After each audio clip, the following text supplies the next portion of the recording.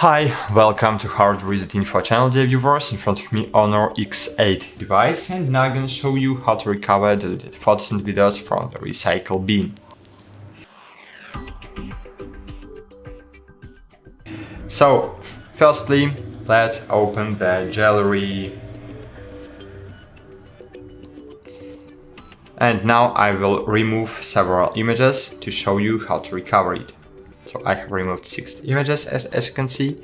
Then to recover it you have only 30 days. After 30 days from removing procedure, you will have your photos and your memories will be removed permanently. So you have only 30 days to recover it. So open albums in your gallery, scroll down and find here recently deleted. As you can see here I have my 6 removed memories. Screenshots. So choose photos you want to recover. To do it, click and hold on one of these photo and then pick up other and click restore. Open photos again, and as you can see, memories was successfully restored.